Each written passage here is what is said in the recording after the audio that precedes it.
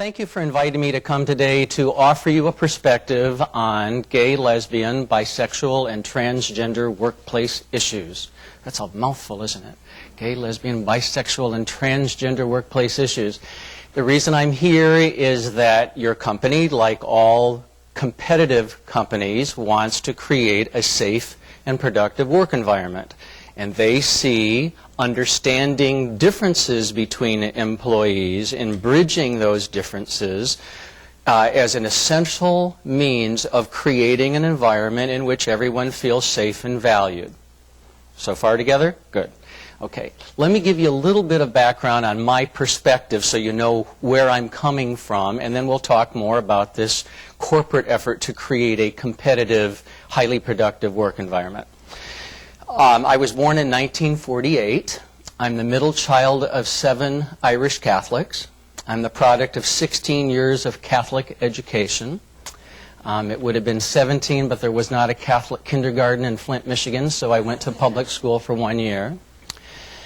I am certified as a sexuality educator, which is not something that my parents thought about when they were raising me. They didn't, in this Irish Catholic household, that we raise our son to be a sex educator, and it's not a degree that I got at Jesuit Marquette University in Milwaukee, Wisconsin.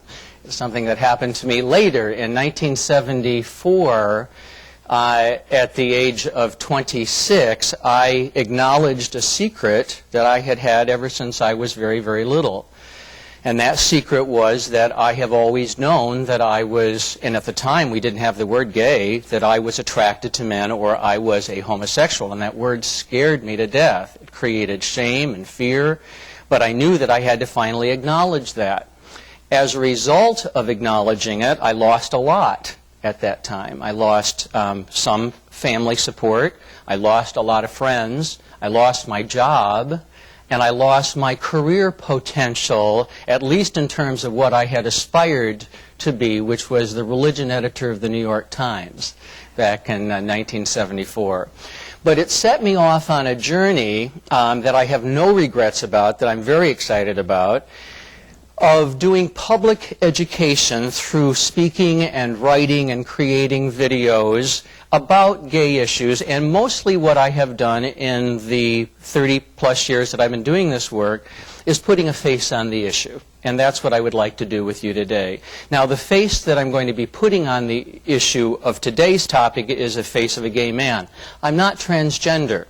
And I'm self-conscious about the fact that I'm going to be trying to do some education on that, and I'm not coming from that perspective. But there is a real link between these issues, and I'd like to help us together make the link and better understand the topics, all of them, so that we're better able to respond to them. But that's the perspective that I come from. In terms of our goal of creating a safe work environment and doing so through a diversity presentation, let's offer, if I can, the analogy of a tug of war, because our introduction talks about the fact that we're trying to create a safe and productive work environment, and to do so we have to create a space in which people feel valued and welcomed. You all agree with that? Think of your company as in a tug of war with another company. It's a very simple metaphor, but for me it works, and I think it will for you too. And you know, in a tug of war you have a rope, and both teams are pulling on the end of the rope, and the team that pulls together most effectively as a group, as a team, wins, right? So you have 10 people from your company on this tug of war, and your competitor does too. 100 years ago, if you looked at the hands on the rope, they looked a lot alike, right? Most of the hands were white and male, right? And Christian identified and heterosexual identified, right? And getting that group of 10 people to see their common values was not all that big a challenge. Well, they had some differences. Some were Irish, some were Italian.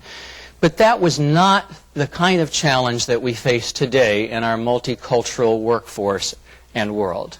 The hands on the rope today are black and brown and red and yellow and white, right?